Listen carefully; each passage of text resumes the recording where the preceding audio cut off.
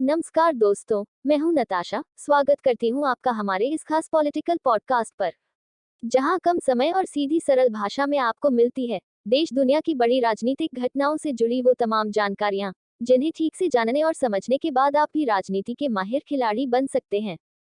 तो शुरू करते हैं आज का पॉडकास्ट। अरविंद केजरीवाल ने जब भारतीय राजनीति में कदम रखा था तब बड़े बड़े वादे किए थे। उनकी बातों और वादों से प्रभावित होकर तमाम लोग उनसे जुड़े। हजारों लोग अपनी नौकरी छोड़कर उनके मूवमेंट में साथ आए। आम आदमी पार्टी ने सबसे पहले दिल्ली में अपनी राजनीति की शुरुआत की और विधानसभा चुनाव लड़ा। चुनावों में स्पष्ट बहुमत किसी को नहीं मिला, लेकिन कांग्रेस और आप ने मिलकर सरकार का गठन किया। ये सरकार कुछ दिनों चली और गठबंधन टूट गया। कुछ महीनों बाद दोबारा चुनाव हुए और दिल्ली वालों ने आपको बम्पर तरीके जिताया। आज आम आदमी पार्टी दिल्ली के साथ साथ पंजाब में भी सरकार चला रही है। इस राजनीतिक सफर में आपके मुखिया अरविंद केजरीवाल से कई लोग जुड़े और कई लोगों ने साथ भी छोड़ा, लेकिन अब कहा जा रहा है कि केंद्र की जांच एजेंसियों से लड़ते लड़ते केजरीवाल अकेले पड़ गए हैं। अरविंद केजरीवाल और आम आदमी पार्टी की राजनीति ही ईमानदारी और भ्रष्टाचार मुक्त शासन पर ही शुरू हुई थी।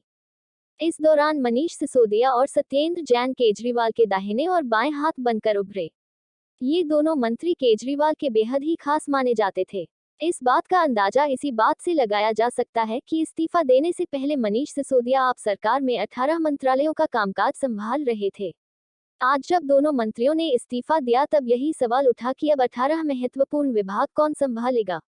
सूत्र दावा कर रहे हैं कि यह मंत्रालय कैलाश गहलोत और राजकुमार आनंद को दिए जाएंगे। दोस्तों, किसी भी लोकतंत्र में आम जनता की निष्पक्ष राजनीतिक समझ का विकसित होना बेहद जरूरी होता है। तभी तो लोकतंत्र सफल हो सकता है। यदि आपने अभी तक चैनल को सब्सक्राइब नहीं किया है तो मेरी आपसे गुजारिश है कि आप चैनल को सब्सक्राइब कर लें और बेल आइकॉन को प्रेस करें ताकि आपको ऐसी ही जानकारियों से भरपूर वीडियो के नोटिफिकेशन मिलते रहें। तो आगे बढ़ते हैं इस पॉडकास्ट में। दिल्ली सरकार में भले ही चेहरा अरविंद केजरीवाल का होता है, लेकिन उनके पास एक भी मंत्रालय नहीं है। सभी महत्वपूर्ण विभाग उनके 6 कैबिनेट मंत्री संभाल रहे थे। अब से कुछ महीने पहले धनाशोधन मामले में सत्येंद्र जैन को ईडी ने गिरफ्तार किया। तमाम याचिकाओं के बाद भी उन्हें जमानत तो छोड़िए राहत भी नहीं मिली, जिसके बाद उनसे स्वास्थ्य मंत्रालय की जिम्मेदारी ले ली गई। अब शराब घोटाले में केजरीवाल के डिप्टी और सबसे महत्वपूर्ण विभाग जैसे वित्त, आबकारी, पौंड और गृह मंत्रालय देख रहे सिसोदिया को भी सीबीआई ने गिरफ्तार कर लिया। आज भी जब उन्हें सुप्रीम कोर्ट से राहत नहीं मिली तो दोनों मंत्रियों ने इस्तीफा दे दिया। सूत्र दावा कर रहे हैं कि शुरुआत में केजरीवाल इस्तीफा स्वीकार नहीं करना चाहते थे, लेकिन एक खास रणनीति और कानूनी मजबूरी के तहत उन्होंने यह इस्तीफे स्वीकार कर लिए। सीबीआई ने मनीष सिसोदिया को रविवार को गिरफ्तार किया और आज मंगलवार को सुप्रीम कोर्ट ने उन्हें राहत देने से इनकार कर दिया।